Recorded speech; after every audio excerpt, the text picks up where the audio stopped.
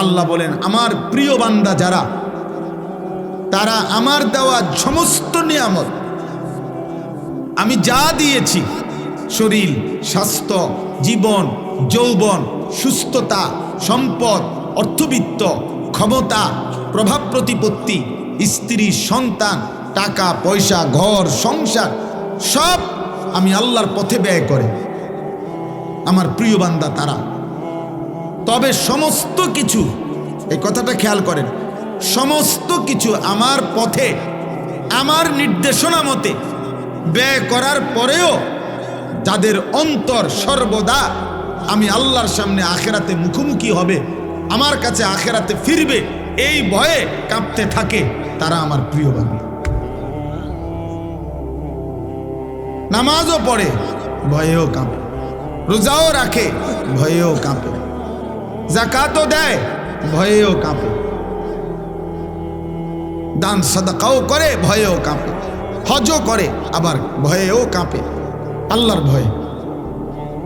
তাহলে এই জন্য বললাম, কোরআনুল কারীমের মধ্যে আছে ইব্রাহিম আলাইহিস সালাম আল্লাহ তাআলার কাছে বলতেন, রব্বি লা তুখজিনি ইয়াউমা ইউবআসুন, আল্লাহ যেদিন কবর থেকে সকলকে হাসরের ময়দানে উঠাবেন, ওই ময়দানে আমি ইব্রাহিমকে বেইজ্জতি করে নেব। উনি নবী, উনি আল্লাহর খলিল, কিন্তু উনি ভয় করছেন, ভয় করছেন। আমাদের অনেকের কাছে এটা কিছুই না, কিন্তু ইমানদারের কাছে এটা অনেক কিছু। নেককারের কাছে আখেরাত অনেক কিছু, নাফরমান পাপীর কাছে এটা কিছুই না, বেঈমানের কাছে এটা কিছুই না রে আব্বা। ফাসিক ফুজ্জারের কাছে জীবনে যার নামাজ নাই, সেজদা নাই, আল্লাহ নাই, রাসূল নাই, পাক নাফাক নাই, হালাল হারাম নাই। তোমরা যে সমস্ত যুবক মনে করো তোমাদের জীবনে কোনো ওযু, নামাজ, পাক নাফাক, আল্লাহ রসুলের বিধানের কোনো পরোয়া নাই, তোমার কাছে কিছুই মনে না হইতে পারে, কিন্তু আমার কাছে অনেক কিছু মনে হয়, আমার অনেক কিছু মনে হয়। ইমানদারের কাছে অনেক ভয় হয়। আমাদের প্রিয় নবী সাল্লাল্লাহু আলাইহি ওয়াসাল্লাম আখিরাতে যার আল্লাহ তাআলা অগণিত মর্যাদা আল্লাহ নিজে যার ঘোষণা দিয়েছেন, নবীজি বলছেন আল্লাহ আমাকে আখিরাতে দুনিয়ার চাইতেও বেশি সম্মানিত করবেন। ওয়ালাল আখিরাতু খায়রুল লাকা মিনাল উলা, আল্লাহ বলছে বন্ধু দুনিয়ার চাইতে আপনার আখিরাত আপনার জন্য খায়ের, অনেক বেশি কল্যাণ হবে।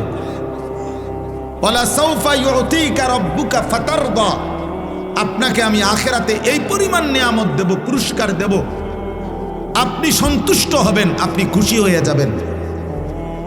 আল্লাহর নবী সাল্লাল্লাহু আলাইহি সাল্লাম বলেন আনা আউয়ালু খাতীবুহুম, আখিরাতে প্রথম আল্লাহর সামনে আমি মুহাম্মদ কথা বলবো। আনা আউয়ালু শাফিঈন, আখিরাতে আমি আল্লাহর সামনে প্রথম সুপারিশ করব। আনা আউয়ালু মুশাফফাইন, আখিরাতে প্রথম আল্লাহ আমার সুপারিশ কবুল করবেন। বিয়াদি লিওয়াউল হামদ, আখিরাতে আমি আমার হাতে আল্লাহর প্রশংসার পতাকা আমার হাতে থাকবে। জামিউল আম্বিয়া তাহতা লিওয়াই, আখিরাতে সব নবী আমার পতাকার নিচে এসে সমবেত হবে।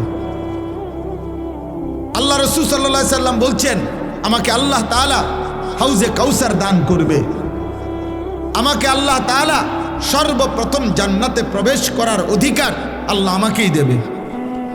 এত কিছু যার, সেই নবীজি সাল্লাল্লাহু আলাইহি সাল্লাম আখিরাতের এত সম্মান, এত মর্যাদার কথা শুনবার পরেও তিনি প্রতিদিন 5 ওয়াক্ত নামাজের পরে আল্লাহর কাছে দোয়া করতেন আর বলতেন আল্লাহুম্মা হাসিবনি হিসাবান ইয়াসীরা, আল্লাহ আপনি আমার হিসাব সহজ করে দিন,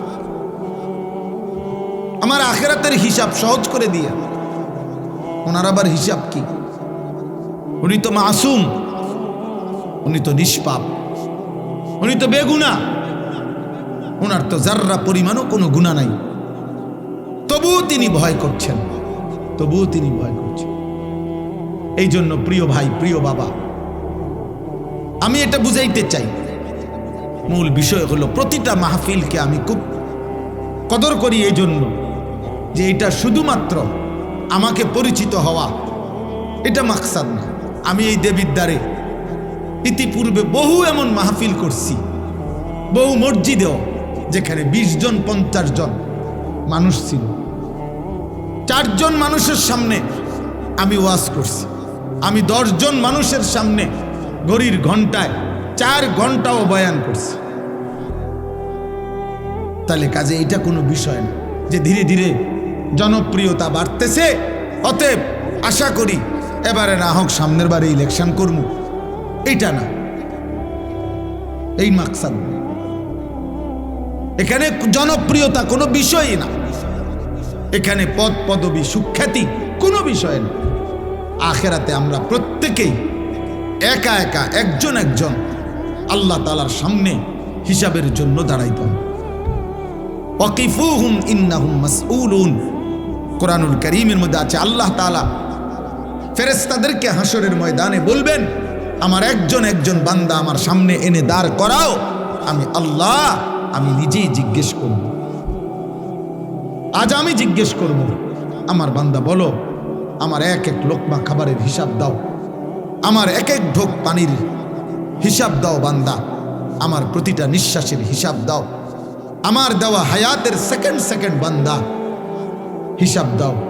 একটা 24 ঘন্টা কেমনে পার করলা বান্দা, একবারও এক ওয়াক্ত নামাজ পড়লা না, একটা সেজদাও দিলা না। 24 ঘন্টা 12 ঘন্টা তোমার জীবন থেকে চলে গেল, তুমি নাফরমান, একটা বার তোমার জবান দিয়া আমি আল্লাহর নামটুকুও বের হইল না। মুসলমানের ঘরে এত বড় নিকৃষ্ট ডাকাত কেমনে হইল? মুসলমানের ঘরে এত বড় বেয়াদব কেমনে হইলা যে এক ওয়াক্ত নামাজ পড়ো না? মুসলমান পরিচয় দাও কোন লজ্জা? তার চাইতে বড় নির্লজ্জ বেহায়া যে নিজেকে পরিচয় দেয় মুসলমান, অথচ সে এক ওয়াক্ত নামাজের একটা সেজদা দেয় না। এর চাইতে নিকৃষ্ট বেয়াদব আসমানের নিচে জমিনের উপরে কোনো জানোয়ারও নাই,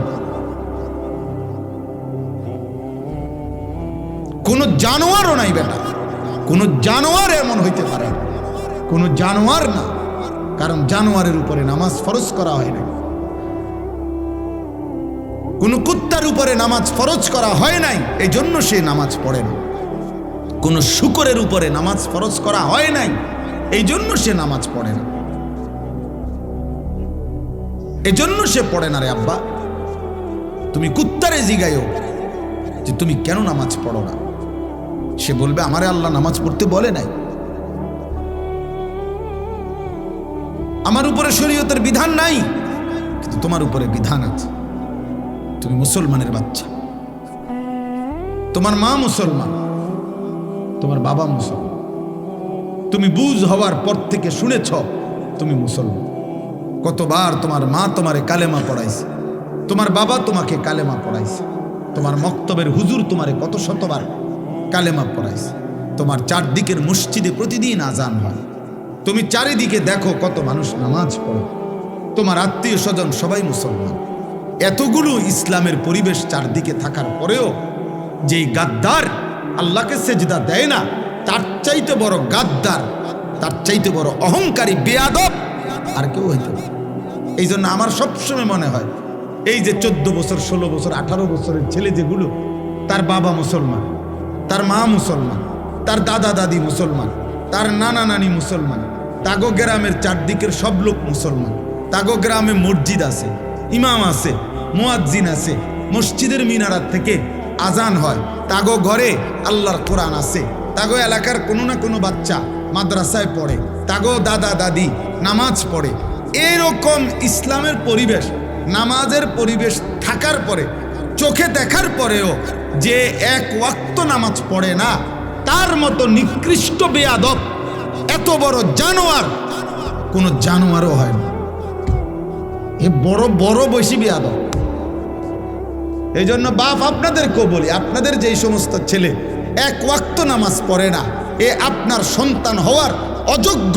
এই অপদার্থকে আপনি সন্তান পরিচয় দিয়ে না, ওই আপনার সন্তান না, ও আপনার সন্তান, ও ছোটখাটো গাদ্দার না, তে চারিদিকে ইসলামের পরিবেশ, এরপরও হেতে এত কম বয়স, মাত্র 16 বছর, কিন্তু বেয়াদব, এত বড় বেয়াদব, 16 বছর বয়সেই মাত্র আল্লাহকে কোনো 2 পয়সার পাত্তা দেন। এই গাদ্দার তো 40 বছর বয়সে দাজ্জাল হয়ে যাবে। সে 40 বছর বয়সে বলবে, বেটা গত 30 বছর আল্লাহরে একটা সেজদা দেই নাই, কিতা করতে পারছে আল্লাহ আমার। আমি ফেরাউনের চাইতে কম কি? আমি নমরুদের চাইতে কম কি বেটা? হ্যাঁ, তা আল্লাহ বলবে, বান্দা বেশি কিছু তো আর খাও না, তুমি না মনে করছো তুমি অনেক রঙে আসো, কিন্তু তোমারে আমি যা খাওয়াই দুনিয়ায় এর চাইতে বেশি আমি জানোয়ার রে খাওয়াই।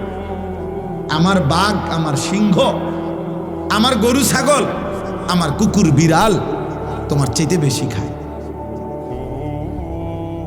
জঙ্গলের প্রাণীরা বেশি খায়, সাগরের প্রাণীগুলো বেশি খায়, এবং আমাদের চাইতে ফ্রেশ পিওর খাবার জঙ্গলের প্রাণী খায়।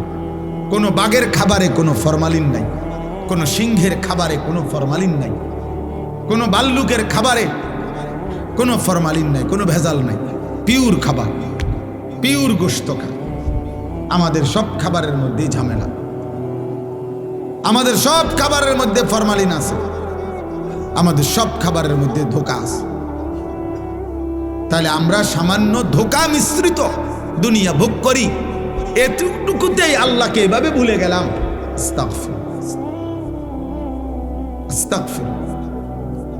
এই জন্য বাবা, প্রতিটা মাহফিলের মাকসাদ আমি বুঝি এটা আখিরাত। আখিরাত যদি আখিরাতের ভাবনা না আসে, যদি মৃত্যুর কথা মনে না পড়ে, যদি কবরের কথা মনে না পড়ে, যদি পরকালের কথা মনে না পড়ে, তাহলে ওই ওয়াজ, ওই মাহফিল বৃথা, ওইটা বৃথা। তাই কোনো ফায়দা নেই, কোনো অর্থ নেই। ওয়াজ দিয়া মানুষ দেখানোর কিছু নেই। আপনি একটা মাহফিল করে দেখাই দিলেন, অনেক লোক হয়েছে, আমনের গো মাহফিলের চাইতে বেশি লোক হয়েছে, এমনও বহু ওয়াজ আছে লাখ লাখ। তো আর আপনি এটা কিতা দেখাইবেন? এটা যদি এমন কিছু হইতো যে পৃথিবীতে আজ 15ই ডিসেম্বর আমি পৃথিবীকে একটি নতুন চমক দেখাইলাম, যে আমি একটি মাহফিল করলাম, মানুষে কব হাসবো, ব্যাকল মাহফিল বুঝি তুই নতুন দেখালি, এটি তো ডেইলি ওয়াজ, তো ডেইলি হইতে আছে, মাহফিল তো ডেইলি হইতেছে। তাইলে এটা কিছুই না, কিছু নাই। আখেরাত, আখেরাত, কবরের ফিকির, আখেরাতের ফিকির, মৃত্যুর ফিকির। আমি আর তুমি ভাই, জোয়ান ছেলেরা, বাবা মনে রেখো, আব্বা তুমি আমি যদি সবাই মিলে এটা বুঝে নিতাম যে খাইয়া পইরা দুনিয়া সমান সমান, পেটে ভাতে দুনিয়া, এরপরে আর কিছু নাই। মৃত্যু মানে শেষ, মৃত্যু মানে হারিয়ে যাওয়া, মৃত্যু মানে নিশ্চিহ্ন হয়ে যাওয়া। না রে ভাব, আল্লাহ তাআলা বলছেন, বান্দা মৃত্যু মানে নিশ্চিহ্ন না, মৃত্যু মানে আমি আল্লাহর কাছে ফিরে আসা, মৃত্যু মানে আমার কাছে আসা, আমার কাছে। কুল ইয়াতাওয়াফাকুম মালাকুল মাউত আল্লাযী ওয়াক্কিলা বিকুম সুম্মা ইলা রাব্বিকুম তুরজাউন। আল্লাহ কোরআনে বলেন, হে নবী আপনি বলে দেন, তোমাদের সকলকে আমি আল্লাহর পক্ষ থেকে নির্ধারিত ফেরেশতা মালাকুল মউত আজরাইল তোমাদের মৃত্যু ঘটাবেন, এবং অতঃপর তোমরা সকলেই ইলা রাব্বিকুম তুরজাউন, তোমাদের রবের কাছেই ফিরবে। মৃত্যু মানে হারিয়ে যাওয়া না, মৃত্যু মানে আল্লাহর কাছে ফিরে যাওয়া। কুরআনুল কারীমের মধ্যে আছে, আল্লাহ বলেন, ফাকাশাফনা আনকা গিতাআকা ফাবাসারুকাল ইয়াওমা হাদীদ। আল্লাহ বলেন, মৃত্যু মানে তোমার চোখে, তোমরা মনে করেছো মৃত্যু মানে এই লোকটা চোখ বন্ধ করে ফেলছে, আর কিছু দেখে না। আল্লাহ বলে, না বান্দা, দুনিয়ার এই অংশ থেকে আমি তার চোখ বন্ধ করছি। মৃত্যু মানে আমি তার চোখ আগের চাইতে পাওয়ারফুল করে দিয়ে কবর থেকে এবার এমন চোখ খুলে দিছি যে কবরের মাটির থেকেই সে জাহান্নাম পর্যন্ত দেখতে পারে। এই জন্য মৃত্যুর মাধ্যমে মানুষের চোখের দৃষ্টি কমে না, বাড়ে। ফাবাসারুকাল ইয়াওমা হাদীদ, আজ তোমার চোখের দৃষ্টি আল্লাহ বলছে মৃত্যুর পরে আরো তীক্ষ্ণ, আরো বেড়ে গেল। এখন তো আমি আধা কিলো দেখি না, কিন্তু মৃত্যুর পরে চোখ বন্ধ করার পরে দুনিয়া থেকে কবরে গেলেই মানুষ কবর থেকে এই চোখ দিয়েই জান্নাত কিংবা জাহান্নাম সরাসরি দেখবে। চোখের পাওয়ার বেড়ে যাবে, চোখের দৃষ্টি বেড়ে যাবে। এই জন্য মৃত্যু মানে হারিয়ে যাওয়া না। এই একই কথা আল্লাহ তাআলা বারবার বলছেন, বারবার। আমরা হুজুররা, আমরা মোল্লা, আমরা মৌলবী, আমরা এই হুজুর, আমরা জীবন আপনাদেরকে আখেরাত, কবর, মৃত্যু, পরকাল এ কথা মনে করাই। কেন? অনেক মানুষ বিদ্রুপ করে হুজুরদের কাছে, আর কোনো কথা নাই, কেবল কবরের কথা কয়, কেবল আখেরাতের কথা কয়। হ ভাইয়া, আর কোনো কথা নাই। ডাক্তারের কাছে কেবল চিকিৎসার কথা, ইঞ্জিনিয়ারের কাছে কেবল বিল্ডিং প্ল্যানিং এর কথা, রাজমিস্ত্রির কাছে কেবল ইট বালু সিমেন্টের কথা, কাঠ মিস্ত্রির কাছে কেবল কাঠ, টিন, জলুই, ফেরেক এটারই কথা। যে যেই কাজ করে তাকে ওই কথা বললে ওইটাই মানায়, সে অন্য কথার পণ্ডিতি করলে এটা মানায় না। মোল্লা, মুন্সি, মৌলবী, আলেম, ওলামা, আমাদের জিম্মাদারি আল্লাহর বান্দাদেরকে আখেরাতের দিকে তৈরি করা, পরকালের জন্য তৈরি করা। আর খোদার কসম, এটাই সত্য যে আখেরাতের প্রস্তুতি, আখেরাতের চিন্তা এটাই শ্রেষ্ঠ প্রস্তুতি, এটাই সর্বশ্রেষ্ঠ চিন্তা। আপনি মরে গেল আপনি চিন্তা করেন না আপনার ফুট বাঁচবে। আমি মরে গেলে, অনেক মানুষ আছে না, আমি মরে গেলে আমার জি ফুটটি কেমনে জানি চলবো। আমনের বাপ মরাতে আপনি যেমনি চলছেন, এই আমনে মরার পরেও আমনের জিফু তেমনি চলবে। আপনি কোনো টেনশন করেন না। আপনি এত মিথ্যা বলার দরকার নাই। আপনি এত সুদ, এত কিস্তি, এত বাটফারি, সিটারি জিফুতের লাইগা করছি না, না, লোভের কারণে করছেন, স্বার্থের কারণে করছেন। কোন সুদখোর মনে রাখবেন স্ত্রী সন্তানের প্রতি দরদি না। কোন কিস্তিখোর যারা কিস্তি নেয়, এই হারামখোর মূলত স্ত্রী সন্তানের মায়ায় না, লোভে লোভে লোভে। আপনাকে বলে নাই বেটা স্ত্রী সন্তানকে হারাম দ্বারা পালতে, হারাম দ্বারা তার সংসার করতে। আপনাকে আল্লাহ বলে নাই, নবী বলে নাই, রাষ্ট্র বলে নাই, মেম্বরে বলে নাই, চেয়ারম্যানে বলে নাই, এই পৃথিবীর কোনো পাগলেও বলে নাই। আমনের লোক আপনারে সুদ খাওয়াইছে, আমনের লোক আপনারে কিস্তি নেওয়াইছে। আপনি হারামখোর মিয়া। কোন হারামখোরের সন্তান মানুষ হয় না, আমি বলে গেলাম, লিখিত দিলাম, লিখিত। সুদখোরের সন্তান মানুষ হয় না, কিস্তিখোরের সন্তান মানুষ হয় না, ঘুষখোরের সন্তান মানুষ হয় না। যদি বলেন মানুষ হইছে, আমারে বলেন, আমি দেখতে যাব। আপনি কি দেখাইবেন? মানুষ হয়েছে মানে হেতন পয়সা ইনকাম করে, 1 লাখ টাকা বেতন পায়। 1 লাখ টাকা বেতন পাইলে হেতরে মানুষ কয়। আপনার এটা কে বলছে? কোথায় লিখছে? কোথায়? সে উপার্জনে না শিখছে মিয়া, সে পয়সা রোজগার করা না শিখছে। আপনার সন্তান টাকা উপার্জন করলে তো মানুষ হয়েছে বলে না। এই পৃথিবীর কোনো অভিধানে, কোনো ডিকশনারিতে কোথাও কথা লেখা নাই যে মানুষ কাকে বলে। যে উপার্জন করে টাকা, তাকে মানুষ বলে? তাকে বলে মানুষ মিয়া? কোথায় লিখছে এটা বলেন? পৃথিবীর কোথায় লিখছে এই কথা? ইনসান তো ভিন্ন কিছু, ইনসান তো ভিন্ন কিছু। উপার্জন, নিজের খাবারের চাহিদা পূরণের জন্য প্রয়োজনীয় জিনিস সংগ্রহ, এটা তো পিঁপড়াও করে।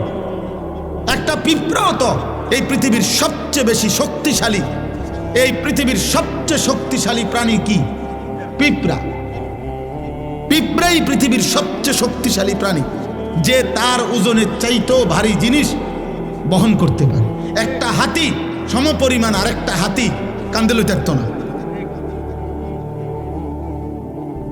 বুঝেন না? কিন্তু একটা পিঁপড়া তার নিজের চাইতে ভারী জিনিস বহন করতে পারে। এই জন্য পিঁপড়া সবচেয়ে শক্তিশালী প্রাণী। সে তার অবস্থানের চাইতে বেশি জিনিস নেই। এই জন্য ভাইয়া, বাবা, আখেরাত ভুলবেন না। বাবাদেরকেও বলি, আমার সাফ কথা, একটা লোক, আমি তো চ্যালেঞ্জ করছি, কোন বাপ, একজন বাবা এখানে দাঁড়িয়ে বলেন যে আমি সুদে, কিস্তিতে 12 লাখ টাকা লইয়া আমার ফুতেরে বিদেশ পাঠাইছি, হুজুর আল্লাহ জানে আখেরাতে আমারে মাফ করে, আল্লাহ জানে আমার কবরের আযাব মাফ করে দে, এই আশায় আপনি এখন খারাপ করেন এই নে দাঁড়াই বলেন আপনি ছবি উঠাবেন, সবাই ছবি উঠাবেন। এবারটা যে এবারটার সুদে টাকা লইছে, লইয়া কিস্তিতে টাকা নিয়া এবারটার ফুতেরে বিদেশ পাঠাইছে, আল্লাহ জানে উনারে এবারটারে জাহান্নাম থেকে মুক্তি দেয়, আখেরাতে জানে মাফ করে, এই আশায় এটা এখন কর। আসেন এখন আসেন বলেন, একজন লোক বলেন, বোঝেন নাই কথা আমার? বলেন আপনি সুদে টাকা নিছেন আখেরাতের আশায়, কথা বলেন না কেন? আপনি কিস্তিতে টাকা নিছেন আখেরাতের আশায়, জাহান্নাম থেকে বাঁচার আশায়, দুনিয়ার লোভে। আপনি এটা বুঝছেন আপনার ছেলেটা এখন আমি 12 লাখ টাকা দিলে এটা আমার একটা টাকা উপার্জনের মেশিন, আমি একটা মেশিন বইয়ে এলাম, এরপরে হেতে টাকা দিব। তা নাই তো বলেন, দুনিয়ার আশা ছাড়া, সম্পদের আশা ছাড়া বাড়ি করবেন, বিল্ডিং করবেন, জমি কিনবেন, সংসার চালাইবেন, বাজার সদাই খাইবেন, আপেল মালটা খাবেন, এ তো দুনিয়াই হলো। তো আখেরাত, আখেরাত ভুলে গেলেন, বাবাও ভুলে গেলেন, সন্তানও ভুলে গেলেন। আপনার ছেলে উপার্জন একদিন কর্মে না গেলে আপনার মনে গুসা হয়, কিরে ফুর্তি কি শুরু করলি, কামে যাস না কা। কিন্তু আপনার ছেলে 365 দিনে, খোদার 1 বছরে একদিনও ফজরের নামাজ পড়ে না, একটা দিন পড়ে না, এত বড় জানোয়ার মুসলমানের ঘরে ঘুমায় কেমন? পরে জিজ্ঞাসা করেন না, ওই ছেলেটাকে জিজ্ঞাসা করেন তুই মানুষ না জানোয়ার, পরে বলতে পারো। একদিনও তুমি 365 দিনে মুসলমানের ঘরে জন্ম নিয়ে তুমি একদিনও ফজরের নামাজ পড়বা না? তোমার আল্লাহ নাই, তোমারে কেউ বানায় নাই, তুমি মাটির তলের থেকে বাইরিছ, তুমি আসমান থেকে পড়ে গেছো, তোমার কোনো সৃষ্টিকর্তা নাই, তিনি তোমার কাছে কিছু চায় না। আস্তাগফিরুল্লাহ, আস্তাগফিরুল্লাহ। তাহলে একটা বাবা বেনামাজি সন্তান ঘুমায়, ওমা বেড়ার কোনো চিন্তাই নাই, ওনার কোনো ফিকিরে নাই, ওনার ফিকির শুধু টাকা, চাকরি, ব্যবসা, দোকানদারি, বিদেশ, পয়সা, এই জীবন। বলেন আব্বা আখেরাত কেমনে ভুলে গেলেন? আখেরাত যদি ভুলেও যান তো আখেরাত হবে না, কথা বলেন না? বলো ছেলেরা, বাবা তোমরা বলো, তোমরা যারা আজকে মৃত্যু ভুলে গেছো তোমাদের মৃত্যু হবে না? তোমরা যারা নামাজ পড়ো না তোমরা তো মৃত্যু ভুলে গেছো। তোমাদের যাদের চরিত্র অপবিত্র, নারী দেখে, উলঙ্গ ছবি দেখলে, নারী দেখলে, জিনা ব্যভিচারের দৃশ্য দেখলে, হারাম নারী দেখলে বীর্যপাত হয় শরীরের মধ্যে, আর এই শরীর তখন নাপাক হয়, নাপাক। জিনা করিলে, ব্যভিচার করিলে, নারীর সাথে হারাম সম্পর্ক করিলে, মদ পান করিলে, ব্যভিচার করিলে শরীর নাপাক হয়, অপবিত্র হয়, অপবিত্র। আল্লাহ রসুল সাল্লাল্লাহু আলাইহি সাল্লাম বলছেন, যে ব্যক্তি মদ পান করে, যে জিনা ব্যভিচার করে, খোদার কসম নবী বলছে আল্লাহ তার অন্তর থেকে ঈমান খুলে ফেলে, মানুষ যেমন তার দেহ থেকে জামা খুলে ফেলে।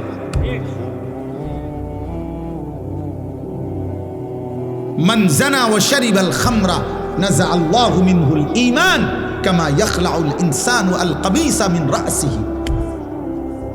ঈমান খুলে ফেলে বেটা। এই অবস্থায় যদি মৃত্যু হয় নাফরমান, মনে রেখো সে মৃত্যু কি মৃত্যু হবে। আল্লাহ রাসূল সাল্লাল্লাহু আলাইহি সাল্লাম বলেন, বুখারীর হাদিস, লা ইয়াজনি জানি হিনা ইয়াজনি ওয়া হুয়া মুমিন।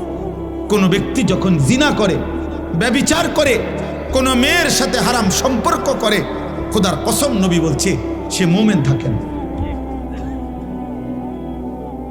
লা ইয়াশরাবুল খামরা হিনা ইয়াশরাবু ওয়া হুয়া মুমিন। নবীজি বলছে যে নেশাখোর মদ পান করে, আল্লাহ রাসূল বলছে সে মুমিন থাকে না। লা ইয়াসরিকু সারিকু হিনা ইয়াসরিকু ওয়া হুয়া মুমিন। আল্লাহ নবী বলেন যে চুরি করে, চুরি করে, আল্লাহর কসম নবী বলছে সে মুমিন থাকে না। আর চুরি শুধু নামওয়ালা চুরি না, যেখানেই আপনি কাউরে ওজনে কম দিলেন এটা চুরি না? কথা বলেন না কেন? রাষ্ট্রের সম্পদ যারা চুরি করে তারা চোর না? জনগণের সম্পদ যারা চুরি করে তারা চোর না? ভদ্রলোক, আপনি কথা তো শুদ্ধ কর। একেবারে স্যুট পরা, বুট পরা, একদম টাই টুই লাগানো, আপনি তো বাস পান। মিথ্যা কথা বলেন। আপনি তো এক খোসা দিয়ে 100 কোটি টাকা মেরে দিচ্ছেন, তাহলে আপনি তো শুদ্ধ সুর। আপনি তো কথা তো শুদ্ধ বলেন। এজন্য বললাম আব্বা, দুইটা শব্দ ইংরেজি বলা, প্যান্ট পরা, স্যুট পরা, শুদ্ধ ভাষায় কথা বলা, টাকা পয়সা উপার্জন করা, এর নাম মানুষ না। মানুষ ভিন্ন কিছু, ইনসান ভিন্ন কিছু, ভিন্ন কিছু। যদি বলেন আপনাদের হুজুরদের মধ্যেও তো এরকম অনেকের থাকতে পারে ত্রুটি, হ্যাঁ থাকতে পারে, আমি কি অস্বীকার করছি নাকি? হুজুর হিসাব দিবে না? কথা বলে না কেন? ইমাম সাহেব হিসাব দিতে হবে না? ইমাম সাহেব কি ব্যস্ত টেন্ডার লয়ে লাইছে নাকি? তাইলে বক্তা সাহেব কি ব্যস্ত? আমি কি এখন ব্যস্ত থেকে আসছি? আমি ক্যান্টনমেন্ট থেকে আসছি, সাবের বাজার থেকে। হিসাব আমাকেও দিতে হবে, আপনাকেও দিতে হবে। এজন্য আমিও চেষ্টা করি, আপনিও চেষ্টা করবেন। আমি তো আল্লাহকে সাক্ষী রেখে বলতে পারি ইনশাআল্লাহ। আপনি বলেন, আমি বলি, আমি 5 ওয়াক্ত নামাজ আজকে জামাতের সাথে পড়ছি। আপনি দাঁড়ান, যুবক ভাই তোমরা তো বলো। এই জন্য একজন আরেকজনের কাঁধা ছোড়াছড়ি করলে হবে না। আপনারও তো দোষ আছে না, আপনারও তো দোষ আছে, কথা বললে হবে না আব্বা। আপনার দোষ আমার দোষ প্রশ্ন না। আমাদের প্রত্যেকেই আল্লাহর সামনে যেতে হবে, আখেরাতে যেতে হবে। এই গুনাহ থেকে বাঁচতে হবে, গুনাহ থেকে বাঁচতে হবে। প্রতিটা গুনাহ বাবা, প্রতিটা গুনাহ, প্রতিটা পাপ, খোদার কসম আল্লাহর নবী বলছেন, ওয়া ইন্নাল ফুজুরা ইয়াহদি ইলান নার। নবীজি বলছেন, উম্মত প্রতিটা গুনাহ তোমাদেরকে জাহান্নামের দিকে টেনে নিয়ে যায়। এই নারী ছবি, এই নাচ গান, এই অশ্লীলতা, এই বেহায়াপনা, এই অসভ্যতা, এই নোংরামি, এই মদ জুয়া, সুদ ঘুষ কিস্তি, আমাদের মা বোনেদের বেপর্দা জিন্দিগি। আহা, আপনাদের ঘরে এখন আর আপনারা নিজ চোখে দেখা আপনাদের এক এক মেয়ে, আপনাদের বোন, আপনাদের কন্যা, আপনাদের স্ত্রী বেসামাল, বেসামাল, মন মতো পোশাক পরে, মন মতো জামা গায়ে দেয়, কত রঙে, কত ডিজাইনে, কত ঢঙ্গে সাজে, রাস্তায় রাস্তায় ঘুরে, বাজারে মার্কেটে প্রতিনিয়ত ঘুরতে থাকে। আহারে, বাপ কোথায়, স্বামী কোথায়, ভাই কোথায়, আত্মীয় কোথায়, অভিভাবক কোথায়? তোমাদের যুব, পিছনে তাকায়ও না, পিছনে তাকাবা না। তোমাদের একটা একটা ছেলেকে আমি বলি, বাবা তোমরা এই সমাজের ছেলে, আমার কথা মনে রাখো।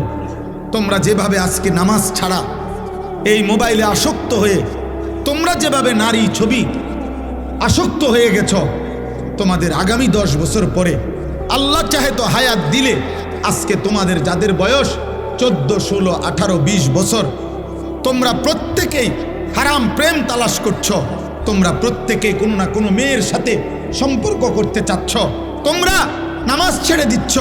আমার আব্বা মনে রাখো, আগামী 10 বছর পরে, আগামী 15 বছর পরে হতে পারে তোমাদের তখন বিয়ের প্রয়োজন হবে, তোমার বোনেরও বিয়ে দিতে হবে, তোমারও বিয়ে করতে হবে।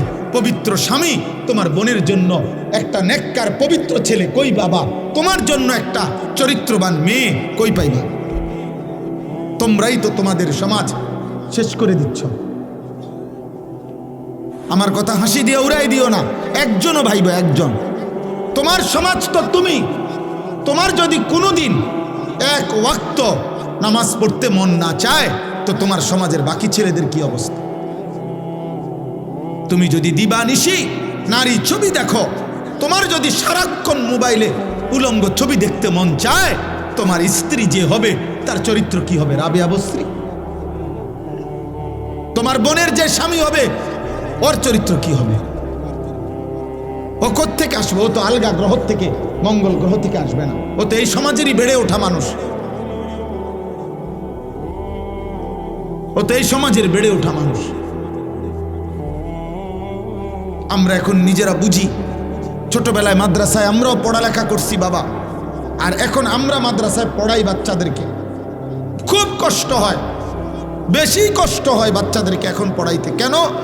একটা বাচ্চা আপনার তার বাড়িতে গেলে তার চারিদিকে তার বাড়ির চাচাতো ভাই, মামাতো ভাই, ফুফাতো ভাই, জ্যাঠাতো ভাই, খালাতো ভাই, আপন বড় ভাই, আপন মা, আপন বোন, প্রত্যেকের হাতে দেখে একটা একটা বড় মোবাইল। সবাই ছবি তুলতেছে, ভিডিও করতেছে, সবাই আপনার নাটক দেখতেছে। এর মাঝখানে এই একটা ছেলে, সে তখন নিজের বড় অসহায় মনে করে যে আরে আমার বোন মাদ্রাসায় পড়ার কারণে আমারে বন্দি করে রাখছে, আমারে জেলখানা দিয়ে রাখছে, আমারে আবদ্ধ করে রাখছে, আমার জীবনের কোনো সুখ নাই, আনন্দ নাই, আমার কোনো উল্লাস নাই। এই কারণে প্রতিনিয়ত আমরা মাদ্রাসা চালাই বাবা, প্রতিনিয়ত বাচ্চাদেরকে অভিভাবক আয়সা কাঁদে যে হুজুর কোনোভাবে মাদ্রাসায় পড়াইতে পারতেছি না, রাখতে পারতেছি না, কেবল ছুটে যায় বাচ্চা, কেবল ছুটে যায়। কারণ চারিদিকের গুনার এই আয়োজন দেখে তার নিয়ন্ত্রণ করা একা কষ্ট হয়। তুমি বলো বাবা, তুমি বলো, বুঝতে দেখো, বুঝতে দেখো।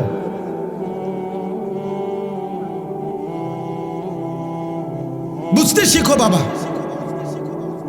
এই সমাজ নিরাপদ হবে না। রাসূলুল্লাহ সাল্লাল্লাহু আলাইহি সাল্লাম বলছেন, আমি নিজে বললাম, আমি এই কথা পড়ি তো বাবা, কিশোর নওজোয়ান নিয়ে আমার সারাদিন ভাবি। রাসূলুল্লাহ সাল্লাল্লাহু আলাইহি সাল্লামের হাদিসের বক্তব্য, কোন সমাজের মধ্যে ছেলে মেয়েদের মধ্যে যদি যৌনাচার বেড়ে যায়, সবাই যদি বেহায়া হয়ে যায়, খোদার কসম, নবীর হাদিসের ভবিষ্যৎবাণী, ওই সমাজের বংশ, ওই নামাজের নারীর সতীত্ব ঘরকে ঘর আর নিরাপদ থাকে না। প্রত্যেকেই তো তখন কোনো না কোনোভাবে সুযোগ তালাশ করে বেবিচারের।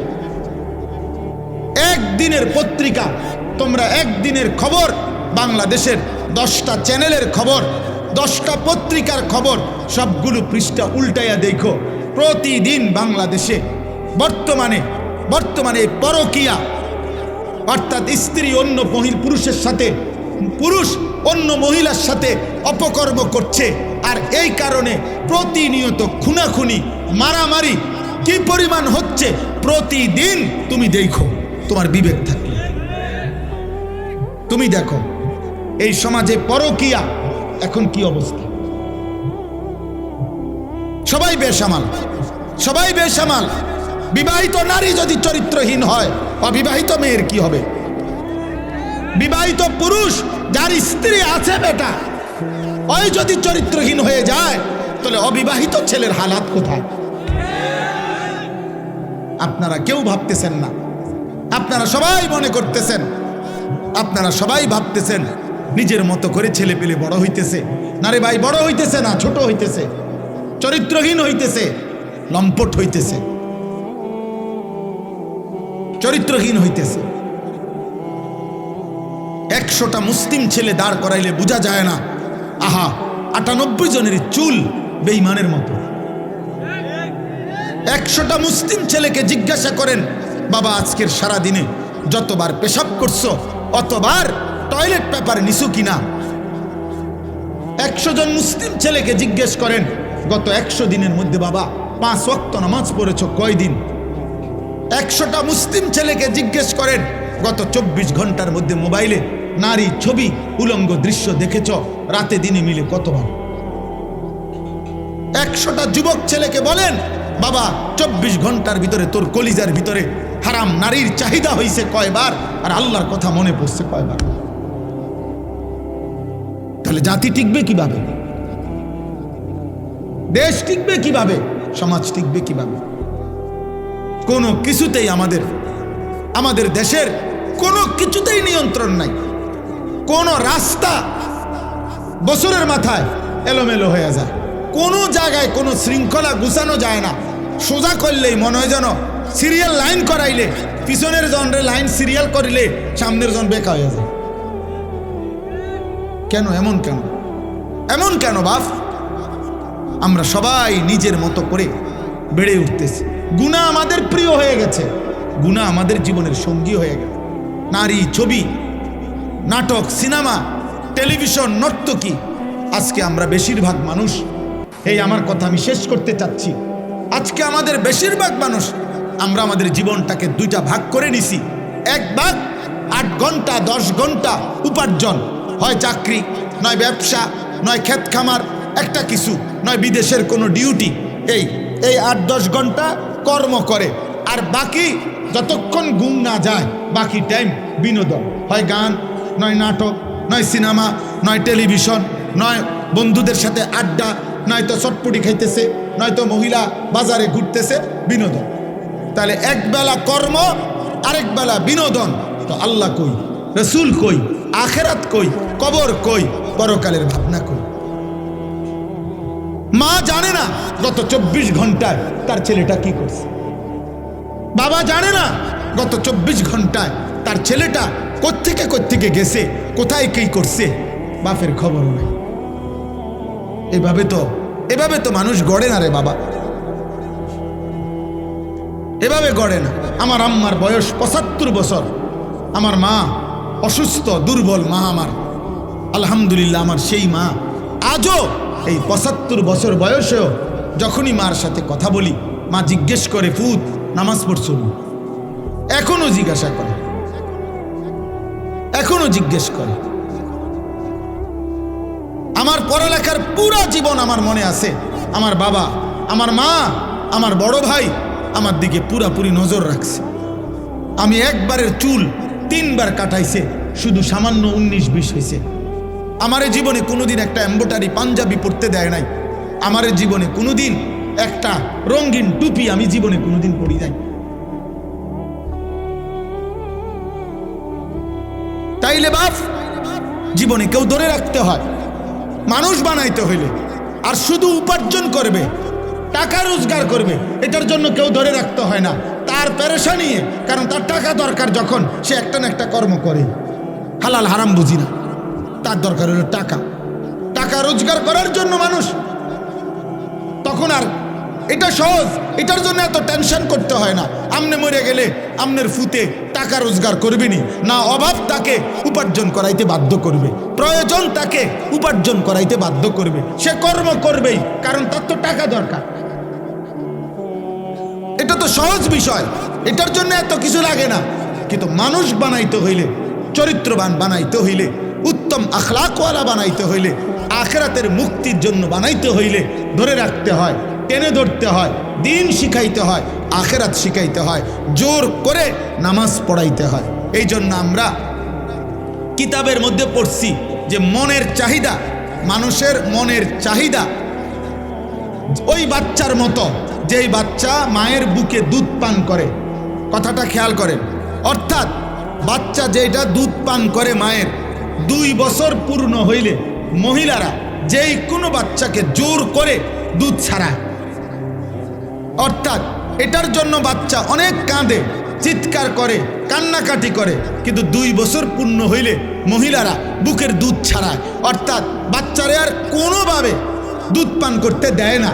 এটা যদি 2 দিন, 5 দিন, 15 দিন মহিলা জোর করে যদি চেষ্টা না করে, এই বাচ্চা কিতাবে লিখছে, এই বাচ্চা 12 বছরও যদি হয়ে যায়, মহিলা যদি জোর না করে, তার দুধ না ছাড়ায়, তাইলে সে দুধ ছাড়বে না, সে বুকের দুধ পান করতে চাইবে। এই জন্য নিয়ম হইল, মানুষের মনের চাহিদাকে কেউ যদি জোর করে আল্লাহর দিকে না ফিরায়, গুনার থেকে না বাঁচায়, আল্লাহর দিকে না ফিরায়, জোর করে যদি নামাজ না পড়েন, জোর করে যদি গুনার থেকে না বাঁচেন, জোর করে যদি নারীর থেকে চেহারা না নামান, খোদার কসম 100 বছর না, বয়স যদি 900 বছর হয় আর নিজে যদি জোর না করে, তাহলে এই বুড়ো নারী দেখার লোভ তার যাবে না কোনোদিন। এই জন্য দেখবেন বহু বুড়া মানুষ আছে, বাঁকা হয়ে গেছে, কিন্তু বুড়া চা দোকানে বসে বসে রাক্ষসের মতো নর্তকীর নাচ দেখে। বুড়ার খাচ্ছ ভালো হয়েছে রঙ কেন? ওই যে সে যে ধরে নাই নিজেকে, গুনার হাতে ছেড়ে দিছে। এই জন্য 60 বছর বয়স কিন্তু এখনো কথায় কথা গালি দেয়। 60 বছর বয়স এখনো কাঁচা মিথ্যা কথা কয়। 60 বছর বয়স এখনো সুদ খায়, কিস্তি নেয়। 60 বছর বয়স এখনো টেলিভিশনে নর্তকী দেখে। আপনার আড্ডি নাই, গিরাগাড়ি জোরাজারি শরীরের কিচ্ছু নাই, আপনি কীর্তন বেড়ি দেখেন কেন? কেন দেখবে বলেন? নাউযুবিল্লাহ। হ্যাঁ, এটা বুঝতে হবে। আমরা এটাই বুঝাইতে চাই আমি, অর্থাৎ মানুষের অন্তরের চাহিদা, নফসের চাহিদা গুনাহ করাইতে চায়, জোর করে টেনে ধরতে হয়। জোর করে। যে নারী দেখা তো সহজ, চোখ নামানো কঠিন। মিথ্যা বলা তো সহজ, কিন্তু সর্বদা সত্য বলা কঠিন। শুয়ে থাকা তো সহজ, কিন্তু ফজরের নামাজের জন্য উঠা কঠিন। তাইলে এটা তো কঠিন বাবা, কিন্তু ওই কঠিনটা যে করতে পারে, সফলতা, বিজয়, কামিয়াবি তার কপালেই পদচুম্বন করে। সেই মানুষ, সেই সার্থক। পুরুষ তো পুরুষই, মানুষ তো মানুষই বেটা। মানুষ কেন কাপুরুষ হবে? কাপুরুষ হবে কেন? অতএব আজকে এই রাত গভীরে আমি আপনাদের কাছে অনুরোধ করছি, প্রত্যেকেই দয়া করে, ছেলেরা, বাবারা, তোমার উপরে তুমি রহম করো। হাসি দিয়ে উড়াই দিও না। হাসি তোমার প্রত্যাশা, তোমার সমর্থনের আশায় আমি আসি নাই। আর এই কথা জরুরি মনে রাখো বাবা, আল্লাহর দিন গত 1450 বছর ধরে আছে, আগামীতেও থাকবে, আগামীতেও থাকবে। তোমার মতো আমার মতো ফালতু লোক ছাড়াও ইসলাম টিকবে। যেদিন নবীজি মক্কায় কালেমার দাওয়াত দিছেন, সেদিন আবু জেহেলকেও দাওয়াত দিছেন, আবু লাহাবকেও দাওয়াত দিছেন, আবার আবু বকর ওমরকেও দাওয়াত। কিন্তু আপনি দাওয়াত দেন সবাইকে, লোক নেব আমি। এজন্য আল্লাহ নিছেন আবু বকরকে, নেন নাই আবু জেহেলকে। আল্লাহ নিছেন ওমরকে, নেন নাই আবু লাহাবকে। তো আবু জেহেল, আবু লাহাবের মতো এই নিকৃষ্ট বেঈমান ছাড়াও ইসলাম বিজয় হয়েছে। তাহলে তোমার মতো অপদার্থ, চরিত্রহীন নারী ছবি আর এই বেঈমানের মতো চুল যারা রাখছো, তোর মতো কাপুরুষ ছাড়াও ইসলাম টিকবে বেটা। মনে রাখিস, তুই কোনো কামে লাগলি না আর কি, আল্লাহর দ্বীনের কামে লাগলা না আর কি। তুমি আকামলা, এই বেডি চাই, এই শেষ হইলা, তোমার জীবন চলে গেল এই ভাতে মাছে আর পেশাব পায়খানায়। এতটুকুই আর কি।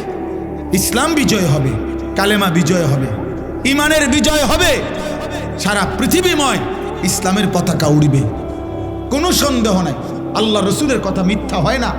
নবীজি বলছে, যদি শোনো যে কিয়ামতের আর একদিন বাকি, আল্লাহ নবী বলছে তখনও দাজ্জাল আসবে, তারপরেও মাহাদি আসবে এবং দাজ্জালের পতন হবে, আর মাহাদির নেতৃত্বে সারা পৃথিবীময় কালেমার পতাকা উড়বে। অতএব পৃথিবী, আমি কিংবা আমার ছেলে কিংবা তার ছেলে, আমাদের যেই কোনো জেনারেশন, ইনশাআল্লাহ খোদার কসম, নবীর ভবিষ্যৎবাণী, ইসলামের পতাকা সারা পৃথিবীময় আরেকবার উড়বে। সারা পৃথিবীতে ইসলামের খেলাফত প্রতিষ্ঠিত হবে। এটা কোনো যুক্তিতেও যদি আপনার আমার বুঝে না আসে, কিন্তু নবীজি বলছেন, এই কথার উপরে ভিত্তি করে ইয়াকিন, এটা হবেই হবে, হবেই হবে, হবেই হবে ইনশাআল্লাহ, কোনো সন্দেহ। যখন হইতে লাগে তখন মালিকে বুঝায় এমনে হয়, যখন বাগন লাগে তখন বাগবার সময় মানুষে বুঝে এ এমনে বাগছে হেলিকপ্টার দিয়ে। এর আগে 10 মিনিট আগে, 5 মিনিট আগে এই বাংলাদেশের কোনো সাংবাদিক, কোনো বুদ্ধিজীবী, কোনো আন্দোলনকারী কেউ আপনার সিদ্ধান্ত বা কোনো ভবিষ্যৎবাণী দিতে পারে নাই যে উনি বাগবে কেমনে। আল্লাহ বলছে, আমি যখন বাগাইয়ে দিছি তখন সবাই দেখলা এই হেলিকপ্টারে বাগে। জি জি, 10 মিনিট আগে কেউ বুঝে নাই, 10 মিনিট আগে কেউ বুঝে নাই ফেরাউন কিভাবে ডুববে। 10 মিনিট আগে কেউ বুঝে নাই নমরুদ কিভাবে ধ্বংস হবে। কেউ বুঝছে? বুঝে নাই। এই পৃথিবীর কোনো জালেম, এই পৃথিবীর কোনো পাপী জানে না তার পতন কিভাবে, কিন্তু আল্লাহ ঠিকই জানে, আল্লাহ ঠিকই জানে। মালিক যখন চায় সব ইন্তজাম হয়। অতএব আজকে আমি এটাই বললাম, গুনাহ ছাড়ো, গুনাহ ছাড়ো আব্বা, নাফরমানি ছেড়ে দাও বাপ, 5 ওয়াক্ত নামাজ পড়ো, আল্লাহকে মানো, দিন মানো, দিন মানো, নিজের ভালো করো, নিজের ভালো করো। তোমরা অনেক ছেলে এখানে, তোমাদেরকে বললাম বাবা, নষ্ট হইও না, চরিত্রহীন হইও না রে বাপ, লম্পট হইও না, পাপী, চরিত্রহীন, লম্পট।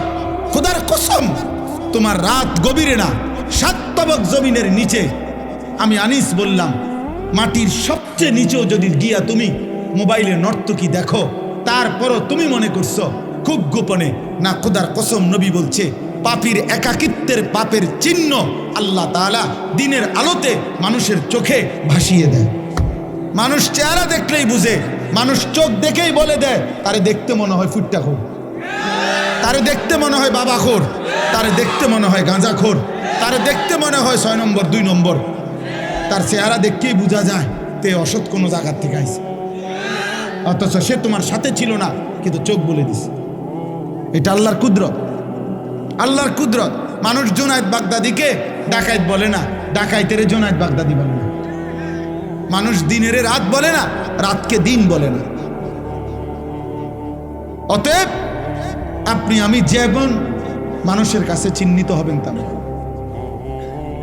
এটাই সত্য, এটাই সত্য। আপনি করবেন চুরি, মানুষে মনে করবো আপনি বাইজিৎ বুঝতামি আয়ো, মানুষে ব্যাক কর, মানুষে চিড়া খায়, মানুষে ভাত খায় না। অতএব এটা আমি প্রত্যেককে বললাম, আমরা আজকে ইনশাআল্লাহ নিয়ত করি, নিয়ত করি। আল্লাহ বলছে কুলিয়া ইবাদিয়াল্লাযীনা আসরাফু আলা আনফুসিহিম লা তাকনাতু মির রাহমাতিল্লাহ।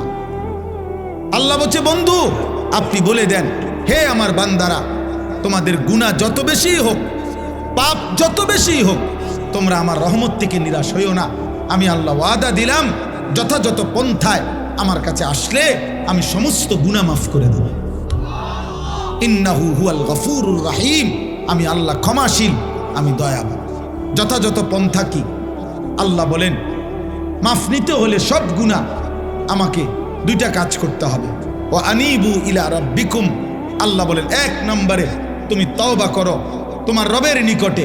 তওবা করো মানে তুমি আগের গুনাহ ছেড়ে দাও, আর করবে না, ওয়াদা দাও, লজ্জিত হয়ে মাফ চাও।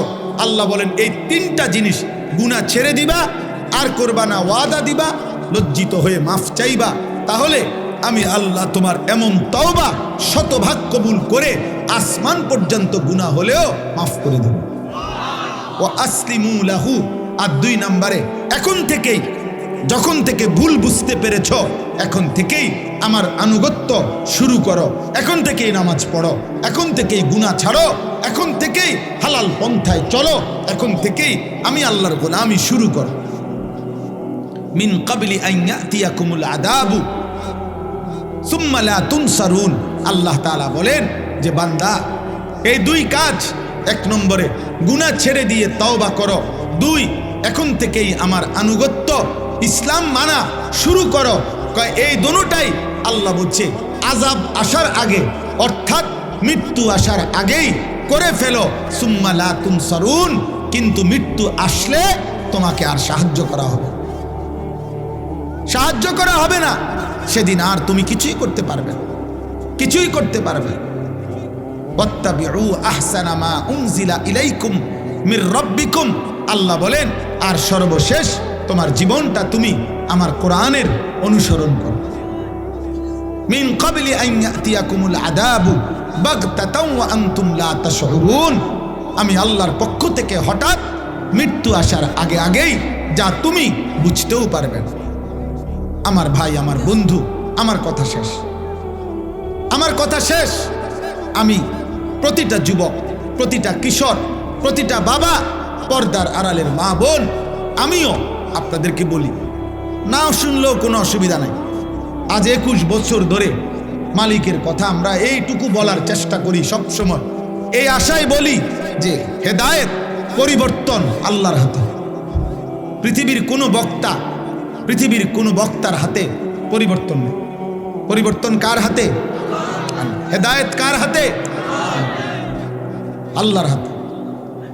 সর্বশ্রেষ্ঠ রাসূলের হাতেও হেদায়েত নাই, হেদায়েত আল্লাহর হাতে। বলে যাওয়া দায়িত্ব, বলে যাওয়া। এই জন্য আমরা বলে যাই, আলহামদুলিল্লাহ আমরা আশাবাদী। প্রতিদিন বাংলাদেশে, এই আমার শেষ 2 মিনিটের কথা, প্রতিদিন বাংলাদেশে এখন দেশের হালাত অনেক ভালো। এটিকে ভালো যে প্রতি মুহূর্তে এখন যুবক, কিশোর, নওজোয়ান, এই নতুন প্রজন্ম ইসলামের দিকে ফিরছে। আলহামদুলিল্লাহ, এটা আমাদের জরিপ। আমরাও দেশের খোঁজ খবর রাখি। আমরা চাঁদের দেশে থাকি না, আমরা মঙ্গল গ্রহে থাকি না, আমরা এই দেশেই থাকি। আলহামদুলিল্লাহ, অসংখ্য অগণিত যুবক আমার জানা মতে, আলহামদুলিল্লাহ, যারা গুনাহ করতে করতে বিরক্ত হয়ে গেছে, এখন আর ভাল লাগে না, এখন আর ভাল লাগে না, নতুন কিছু চাচ্ছে। এই নতুনটাই ইসলাম, নতুনটাই ইসলাম। বাংলাদেশের অগণিত ইউনিভার্সিটিতে বর্তমানে নওজোয়ান ছেলেরা আল্লাহর কথা, রসুলের কথা, নবীর জীবনের কথা শুনে চোখের পানি ফেলে অঝরে কাঁদতেছে। এই সেদিন সারা পৃথিবী দেখছে নর্থ সাউথ ইউনিভার্সিটির ছেলেরা রসুল্লাহ সাল্লাল্লাহু আলাইহি সাল্লামের সিরাত জীবনের কথা শুনে হলে উপস্থিত মঞ্চে অঝরে বাচ্চার মতো কাঁদছে। ইউনিভার্সিটির ছেলেরা, বহু ইউনিভার্সিটির ছেলেরা আমগোর সাথেও যোগাযোগ করে যে আলহামদুলিল্লাহ হুজুর, আমরা আমাদের জায়গা থেকে দ্বীনের কাজ করছি, কোনো দল পার্টি বুঝি না, আমি আল্লাহর দিকে ফিরছে। তুমি যুবক, তুমি কিশোর, মনে রাখো তুমি হয়তো বাদ পড়ে যাবে। ইমানদার ঠিকই জাগবে, জাগবে। আলহামদুলিল্লাহ সারা বাংলাদেশে আমরা একটা মেহনত করি। সমস্ত নওজোয়ান আমি দাওয়াত দিলাম, আমাদের একটা ছোট্ট মেহনত আছে। সেটা কি? ফজর ক্যাম্পেইন। আমরা এই কাজটা করি, মানে ফজরের নামাজের মুসল্লি বৃদ্ধির চেষ্টা করি কিশোর যুবকদের মাধ্যমে। কিশোর যুবক বর্তমান সময়ে ফজরের নামাজে তাদেরকে উপস্থিত করাবার চেষ্টা খুব করা উচিত, খুব করা। এই জন্য আলহামদুলিল্লাহ এখন ব্যাপকভাবে আমরা চেষ্টা করি, বলি যে একজন যুবক, একজন কিশোর, তুমি সিদ্ধান্ত নিবা যে আমি ফজরের নামাজ পড়ব, আমার একজন বন্ধুকে ফজরের নামাজের জন্য উঠাবো। তোমরা 2 জন হবা, তোমরা 2 জনকে আবার ডাকলে 4 জন হবে, 4 জনে ডাকলে 8 জন হবে, 8 জনে ডাকলে 16 জন হবে। এইভাবে ইনশাআল্লাহ ফজরের মুসল্লি বাড়বে। ফজরের মুসল্লি কেন বাড়ানো দরকার? 1 নাম্বার কথা হলো, ফজরের মুসল্লি যারা রাসূলের হাদিসের বাণী মাহাদির সৈনিক, তারা ফজরের মুসল্লি দ্বারা যারা দাজ্জালের বিরুদ্ধে লড়বে, তারা ফজরের মুসল্লি যারা বিশ্বময় ইমানের পতাকা উড়াবে, তারা। এই জন্য আগামীর পৃথিবীতে ফজরের মুসল্লি আল্লাহর জন্য লড়াই করবে। এই জন্য তোমাদেরকে বললাম, যুবক, তোমরা তোমাদের জায়গায় মেহনত কর। আলহামদুলিল্লাহ বাংলাদেশে আমি গতকালকেও এক মাহফিলে ছিলাম, 40 জন, আমাদের মুরাদনগরের কোনায় এক মাহফিলে 40 জন কিশোর আলহামদুলিল্লাহ নিয়মিত ফজরের নামাজ পড়ে ওদেরকে আমরা পুরস্কৃত করছি। সারা বাংলাদেশে এখন আমাদের এক উপজেলায় 4500 কিশোর যুবক আছে যারা প্রতিদিন ফজরের নামাজ জামাতে পড়ে। 250, 200, 2200, 2100 এরকম ছেলে আছে বিভিন্ন অঞ্চলে যারা ফজর পড়ে। এটা কোনো দল না, পার্টি না, কোনো সংগঠন না, সামনে নির্বাচনে কোনো মার্কা না। আল্লাহর জন্য ফজরের মুসল্লি বৃদ্ধির চেষ্টা করি। আমার ব্যক্তিগত সাধনা, কিশোর নওজোয়ান আল্লাহর দিকে ফিরবে। এই জন্য আমি আমার মাদ্রাসা কুমিল্লা ক্যান্টনমেন্ট, ময়নামতি, সাহেবের বাজার, ওইখানে 118 শতক জায়গা আলহামদুলিল্লাহ বড় জায়গা কিনছি। আমার একটা আশা, একদিকে বাচ্চাদের মাদ্রাসা হবে, একদিকে সারা বাংলাদেশের যত কিশোর যুবক স্কুল কলেজ ইউনিভার্সিটিতে পড়ে অথবা পড়ে না, অথবা অন্য বয়সী একেবারে দিন মজুর কুলি ঠেলাওয়ালা, বছরের যেই কোনো সময় আমি আলাদা মাদ্রাসা করতে চাচ্ছি, শিক্ষক কর্মচারী রেখে আলাদা, যে যেই কোনো দিন যার যেটুকু সময় হয় এটুকু সময়ের জন্য মাদ্রাসায় আসবে, দিন শিখবে। জেদ্দুর এদ্দুর আমার একটা স্লোগান, যে আসবে যখন দিন শিখবে তখন, যার সময় যতক্ষণ দিন শিখবে ততক্ষণ, কম হোক বেশি হোক। একটা তুমি অজুটাই শিখো, তুমি রুকুটাই শিখো, তুমি আলহামদুলিল্লাহ সূরাটাই ঠিক করো, অল্প হোক। শুক্রবারে আসো, শনিবারে আসো, বন্ধের দিন আসো, কোনো একবেলা আসো। আলহামদুলিল্লাহ এই পর্যন্ত এই 2025 সালে আমার মাদ্রাসায় আমরা 2টা বন্ধে, প্রথম সাময়িক এবং দ্বিতীয় সাময়িক পরীক্ষার বন্ধে 3 দিন স্কুল কলেজের ছেলে বরাবর একদম রেজিস্ট্রেশন করা 500-র মতো কিশোর ছেলে, যুবক ছেলে, কলেজ ইউনিভার্সিটির স্কুলের আমরা অজু, নামাজ, সূরা, কেরাত, দোয়া, কালাম শিখাইছি। আরবার হবে ইনশাআল্লাহ রমজানের আগে, এবং এটাকে সারা বছরের রূপ দিতে চাই। আমার এই মাদ্রাসার জায়গার জন্য আপনাদের কাছে আমি দোয়া চাই। আমার এই মাদ্রাসার জায়গায় যদি কেউ পারেন অংশগ্রহণ করবেন। প্রায় 2.5 কোটি টাকার উপরে জায়গার দাম, শুধু মাটির দাম। তো আমার একটা নিয়ত করছি আমরা যে 4200 টাকা আমাদের এক মুসল্লা পরিমাণ জায়নামাজ পরিমাণ জমির দাম কোনো বয়সী মানুষ ওনারা যদি দেয় আমাদের মাদ্রাসায়, আমরা ওনারে আজীবন আমাদের মাদ্রাসার উন্নয়ন সদস্য বানাবো। আর 30 বছরের নিচে কোনো ছেলে, যুবক, কিশোর ওরা যদি 1000 টাকা দেয় আমাদের মাদ্রাসায়, তাহলে আমরা তাকে যুব সদস্য আমাদের মাদ্রাসার উন্নয়ন সদস্য বানাবো। তার নাম অন্তর্ভুক্ত করে মোবাইল নাম্বার পাইলে আমরা ইনশাআল্লাহ তার নাম এন্ট্রি করব এবং আমরা ইনশাআল্লাহ তার জন্য দোয়ার মধ্যে সে সদকায়ে জারিয়ার সওয়াব পাবে। আমাদের এই কাগজটা নিয়েন, যারই মন চায় এই কাগজে এই কথাটা লেখা আছে, বিকাশ নাম্বার আছে। আপনাদের কারো সুযোগ হইলে, ভাল লাগলে, পারলে 1000 টাকা দিবেন অথবা 4200 টাকা দিবেন, অথবা কম বেশি হইতে পারে, হাতে দিলে হাতে দিবেন অথবা আপনারা মোবাইলে বিকাশে পাঠাবেন, না পারলে দোয়া করবেন, কোনো অসুবিধা নেই। অনেক প্রবাসী আছে, অনেকের বাবা ভাই আছে, যার মন চায় সে পারলে দিয়েন, আল্লাহ তৌফিক দান করেন। আজকের এই মসজিদের মাহফিল আল্লাহ কবুল করে নেন। জীবনটা সবার কাছে অনুরূপ রাসূলুল্লাহ সাল্লাল্লাহু আলাইহি সাল্লামের একটা সুন্নত। যুবক ভাই, তুমি যেহেতু সুন্দর হতে চাও তো নবীর মতো সুন্দর হও, সাহাবাদের মতো সুন্দর হও। আমরা এই কিতাবটা বিক্রি করি, তালিমুস সুন্নাহ, আমাদের নবীজির জীবনের সমস্ত সুন্নাত, নবীর 23 বছরের জীবনের ছোট বড় একেবারে বিন্দু বিসর্গ যত সুন্নাত এই কিতাবের মধ্যে আছে। বাংলা ভাষায় প্রায় 600 পৃষ্ঠা ব্যাপী নবীজির সুন্নাতের উপরে পূর্ণাঙ্গ প্রামাণ্য দলিল সহ একটা কিতাব এটা। আমরা এটা ঢাকার একজন বড় বুজুর্গ, গাজীপুরের অধ্যক্ষ মিজানুর রহমান চৌধুরী, বাংলাদেশের একজন বহুত বড় আল্লাহওয়ালা, অনেক আলেমদের সমন্বয়ে উনি এই কিতাবটা লিখছেন। উম্মতের ঘরে ঘরে যেন নবীজির সুন্নতের একটা কিতাব পৌঁছে, যার যখন সময় হয় পড়লে একটা সুন্নত শিখবেন, আমল করবেন। আপনাদের কাছে বললাম, আমাদের সাদা গাড়িতে যাওয়ার সময় 400 টাকা মূল্যে কারো সুযোগ হলে কিনবেন। আল্লাহ তৌফিক দেন, আল্লাহ কবুল করেন।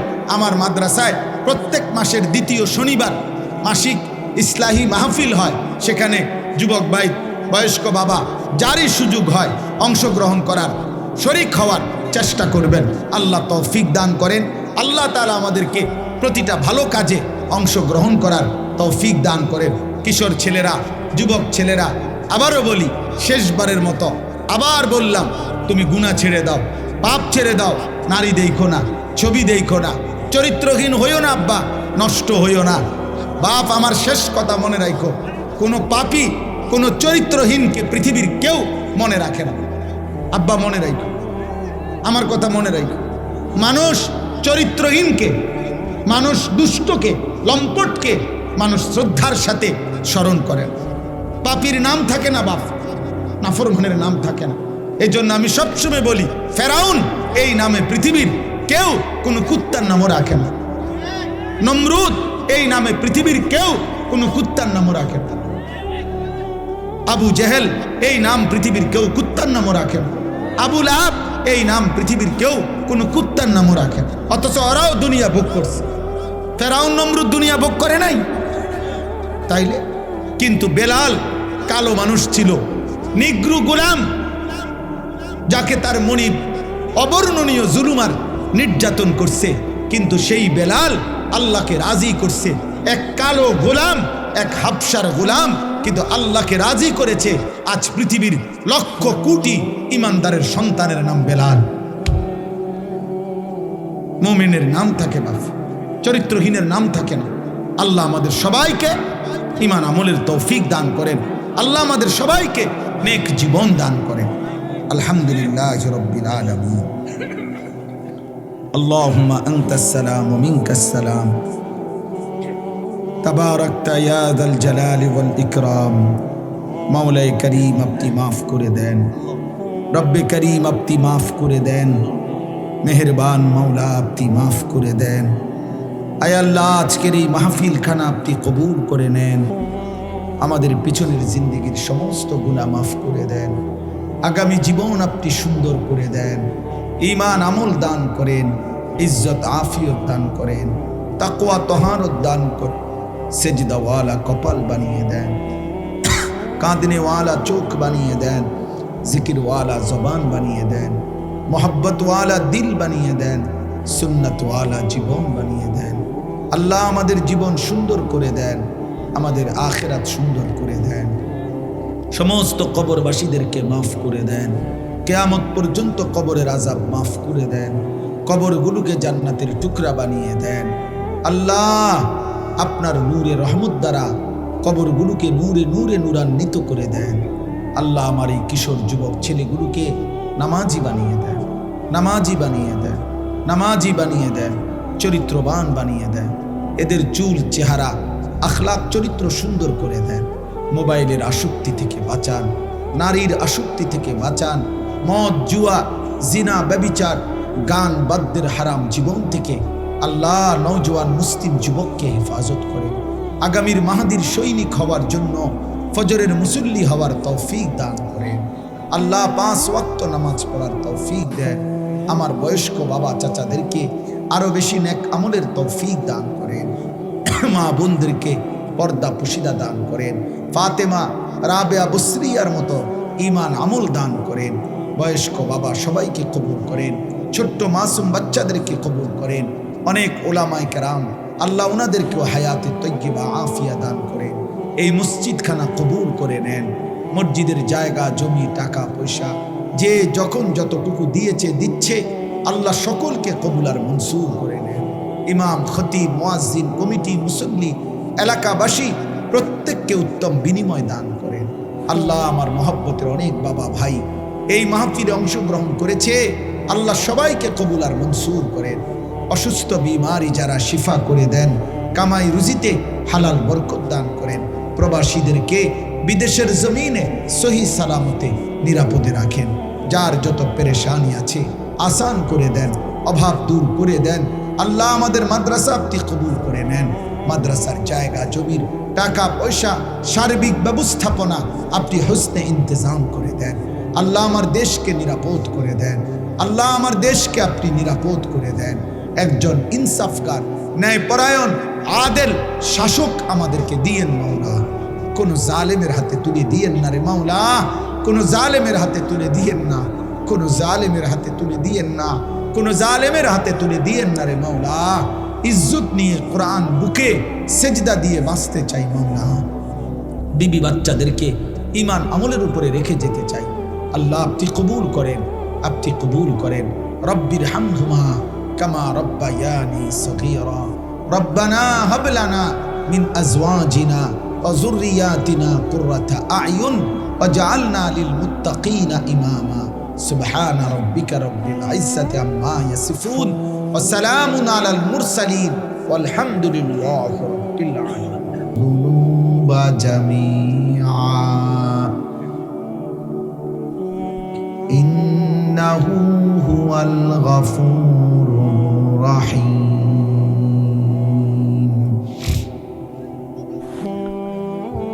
ওয়া আনিবু ইলা রাব্বিকুম ওয়া আসলিমু লাহু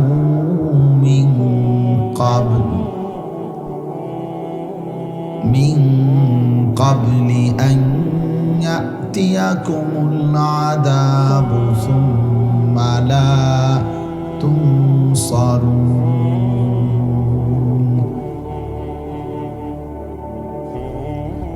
ওয়াত্তাবিউ আহসানা মা উনজিলা ইলাইকুম মির রাব্বিকুম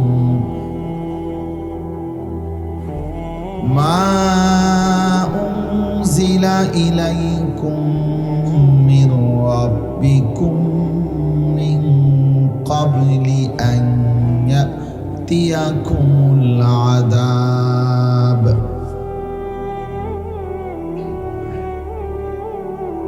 মিন ক্বাবলি আন ইয়াতিয়াকুমুল আযাবু বাগতাতান ওয়া আনতুম লা তাশউরুন।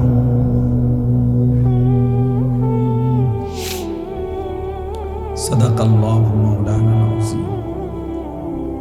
وقال نبينا صلى الله عليه وسلم اتق المحارم تكن أعبد الناس اللهم صل على محمد وعلى آل محمد كما صليت على إبراهيم وعلى آل إبراهيم إنك حميد مجيد اللهم بارك على محمد وعلى آل محمد كما باركت على إبراهيم وعلى آل إبراهيم إنك حميد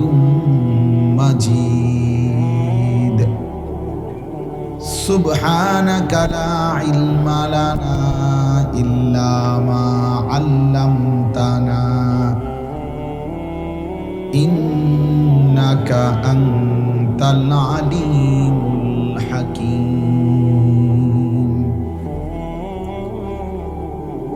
الحمد لله আল্লাহ পাক রব্বুল ইজ্জত জুল জালাল ওয়াল ইকরামের ফজল কারাম রব্বুল আলামিনের অপরিসীম ইহসান মেহেরবানি দয়া আল্লাহ তাআলা আমাদেরকে আজ 15 ডিসেম্বর 2025 কুমিল্লা জেলা দেবিদ্বার উপজেলাধীন গোড়াইঘর উত্তরপাড়া ধান্নার পার ভুঁইয়াবাড়ি জামে মসজিদের উদ্যোগে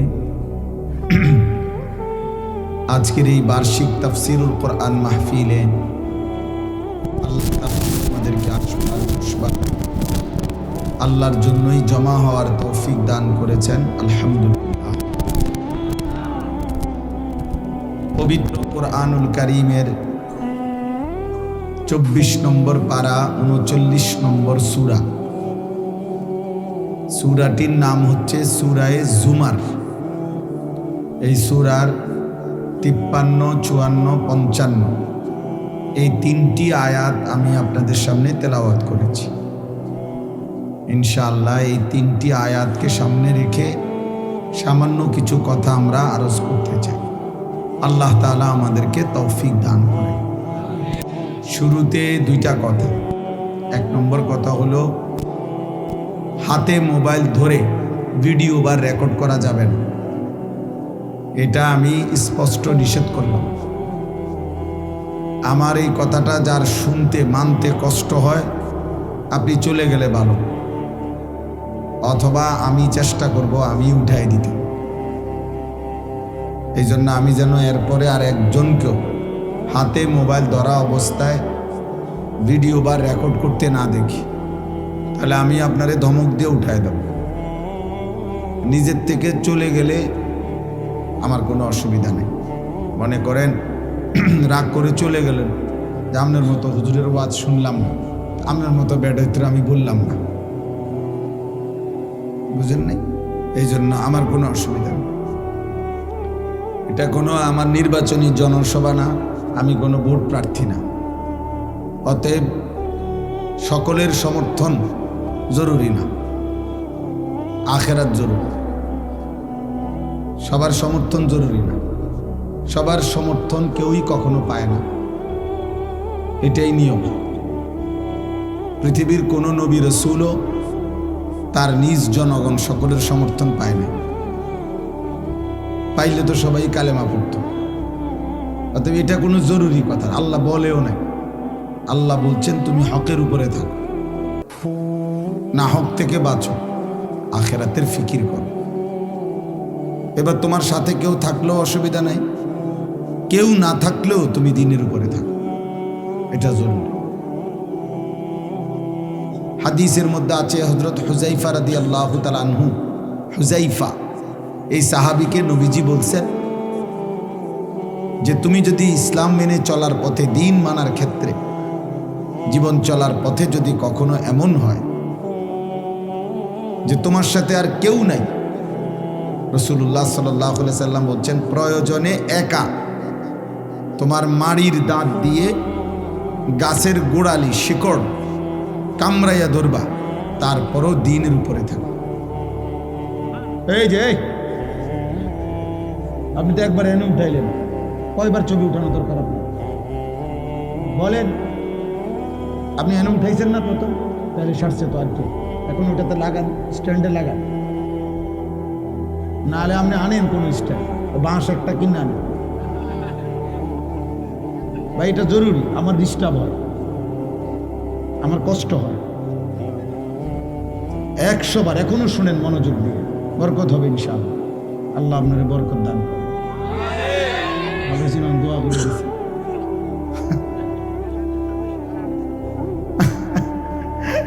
আল্লাহ কবুল করেন।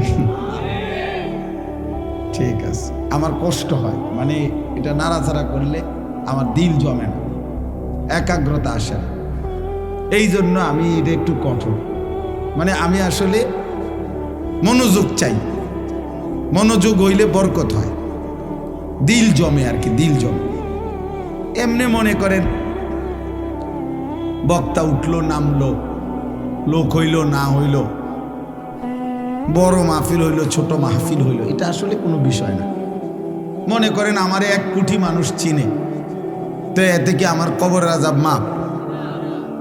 তো আমি এটা দিয়ে করব কি? আমারে মনে করেন 1 কোটি মানুষ চিনে, তো এতে আপনাদের কারো কবর আযাব মাপ? তাহলে কোনো ফায়দা নেই। আখিরাত দরকার, আখিরাত দরকার প্রত্যেকের, আমারও আপনাদের। যে মাঠে আপনারা দাঁড়াবেন ওই একই মাঠে আমরাও দাঁড়াবো। যার কাছে আপনারা হিসাব দিবেন আমরাও হিসাব দেব। ইয়াউমা ইয়াকুমুন নাসু লিরাব্বিল আলামিন, আল্লাহ তাআলা বলেন সেদিন সমস্ত মানুষ মহান আল্লাহ তাআলা রব্বুল আলামিনের সামনে দাঁড়িয়ে থাকবে হাসরের দিন। নবীজি সাল্লাল্লাহু আলাইহি ওয়াসাল্লাম বলছেন মাউদাউ কাদামিন, এই পাওটা রাখতে যেটুকু জায়গা মাটিতে, পায়ের তলা, ঠিক এতটুকু জায়গায় শুধু প্রত্যেকে দাঁড়াবে। এর অতিরিক্ত 1 সুতা আগে বাড়তে পারবে না, পিছনেও যাইতে পারবে না, ডানেও না বামে, শুধু দাঁড়িয়েই থাকবে। এখন দাঁড়িয়ে থাকবে কতক্ষণ?